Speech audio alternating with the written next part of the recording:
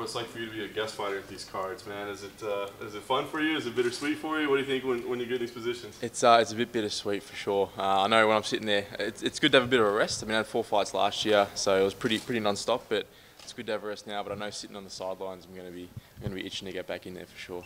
Give us the update since we've seen you last. What have you been up to? Not too much. Just had a baby, so I got a 4-week-old at home.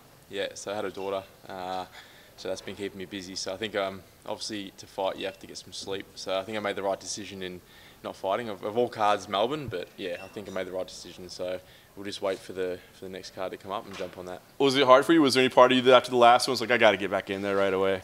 Nah, I haven't. Knowing that the baby was on the way took the sting off the loss. I mean, you realise when you become a dad, there's bigger things in life sometimes. So, and I had a good year. I had 3 good wins.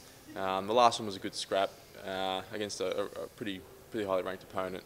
So yeah, so I took the sting off it, and you know, a good time of the year around Christmas, and just had a break. So yeah, getting back into training slowly now, but yeah, trying to avoid the dad bod.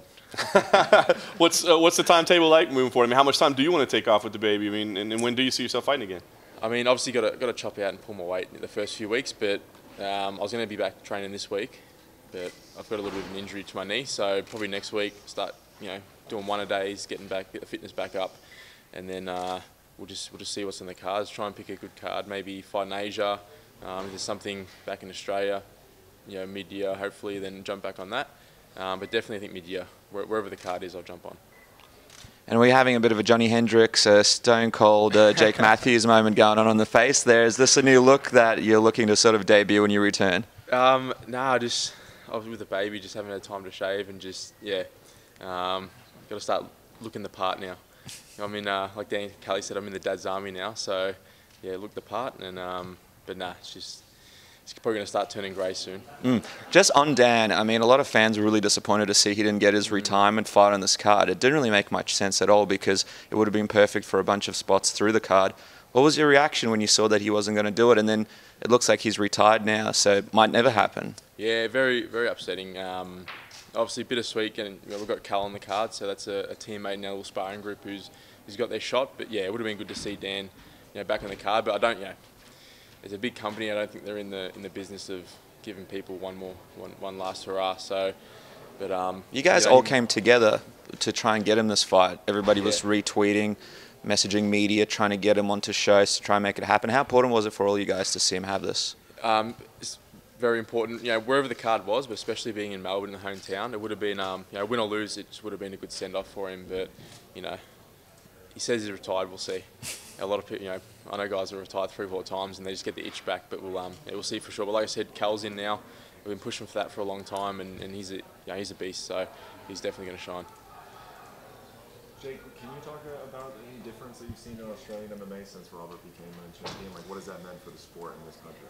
Yeah, just the exposure. I mean, the sport's been getting, progressively been getting bigger each year.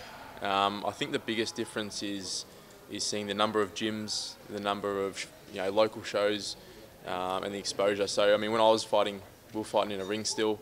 We were the prelims on kickboxing shows. So trying to get that exposure was really hard. Now we've got these big shows that get they get live streamed and they're fighting in octagons. So it's just it's a good experience for the guys to be able to fight in an octagon, so they know what they're getting themselves into when they're in the UFC. For me, the first time I fought in an octagon was on The Ultimate Fighter. Before then, it was all in a ring, and it's completely in different environment. So I think just having the octagon be legal, the bigger shows, the guys fighting in front of big crowds. I mean, I probably fought in front of 300 people as my biggest crowd before I got in the UFC. So it's a big shock once you get into the UFC, and I think just these guys getting that experience is the biggest difference for sure. How would you describe the Australian fighting style compared to other cultures? I think what Jimmy Crute says is we punch on, so that's what we say. So a bit of a punch on style. We go in, we're not scared to take the fight anywhere. I think the guys coming through in Australia are really well-rounded. We don't get guys who have boxed previously or straight jits guys. We all sort of, because it's so new, everyone sort of started everything together. I know I did when I started when I was 15. I didn't start with one discipline, it was everything together. I think that's what the Aussies bring. I think we're well-rounded. You see Jimmy's got awesome stand-up, good judo, good wrestling, good on the ground. I like to think I'm well-rounded as well. Even Robbie Whittaker, he was majority stand-up, but he ended up taking Yoel Romero down in their last outing. So I think being well-rounded is what we have. Being a father keeps you busy for sure, but do you keep tabs on the division? And is there anyone that stands out right now in your division? I haven't actually. Like you said, it takes up a lot of the time. But I've always left it up to the UFC. We've got the best matchmakers in the world, so I always leave it up to them. You know, if I can pick where I fight, obviously now having a baby would be good, but I've always said, you know, leave it up to the matchmakers. They've never let me down. They've always given me good matchups. You know, win or lose, it's always been a fight that is going to test me, but also one that I always believe I can win. So again, we'll leave it up to them and see what they think.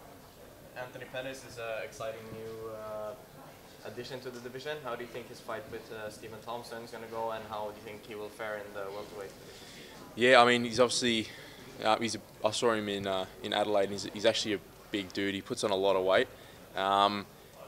Before the Tony Ferguson fight, I would have said probably no chance, but he actually, you know, props to him. I didn't give him enough credit. He actually really did well in that Tony Ferguson fight, almost put him away. So who knows? I think he's going to do really well in the welterweight division. And like I said, he's actually quite a big guy, so I don't think he's going to be small by any means. So I think he'll do well. Got any cool, funny dad stories already, mate? I got shut on for the first time the other day. That's about it. So yeah, that's about it. Nah, she's really well behaved. She sleeps well. So nothing yet, but I'll keep you posted if something comes up. Thank you, sir. So, Jake, you're often seen as sort of an ambassador in the mainstream media. You're often called upon to comment on things about the sport in Australia. There is still a lack of education, however, among some stations, and the interview between Waleed Ali and Dana White is a good example of that. What do you see as kind of the key to overcoming that educational barrier, and do you think it's, you know, something that's going to happen soon, or are we still kind of got to deal with it as it comes? It's a lot better than what it used to be. And yeah, we don't mention that name Waleed Ali anymore. We don't like him, but yeah, I mean, it's a lot better than what it used to be. I used to go and, you know, no newspapers wanted to cover us. They all thought we were just, you know, knuckleheads. And I guess, you know, when they see when the sport gets bigger and we have countdowns on, you know, Aussie fighters and prime times, and you see, you know, we go and fight in the gym and we train and we get punched in the head and we, you know, fight for a living. When we go home, we've got families, we've got little babies, we're normal people. So I've actually, you know, earlier in my UFC career, I did a little bit of work, you know, trying to help get the cage legalised here, and that entailed pretty much going and meeting with people, you know, explaining what we do everyday life. I mean, I run a gym, you know, so I got my own business. I was at school back then, uni, you know, so by no means was I a knucklehead. Some fighters, you know, yes, but majority of us, we've got families.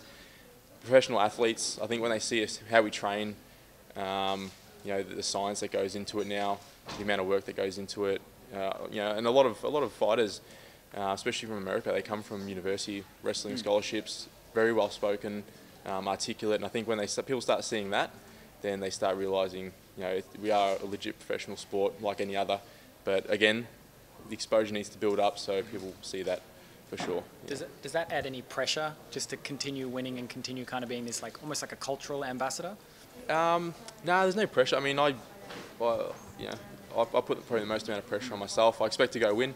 Everyone else wants me to win, but just having, yeah, whether win or lose, there's still that platform there to try and make people understand that it's, you know, like I said, we are professional athletes, and I've definitely seen it running my own gym. The amount of females joining classes, kids joining classes now, as opposed to just, you know, blokes with tattoos all over them joining in. So people are starting to come around. I think, you know, now majority of people see that it's what we're actually like, for sure.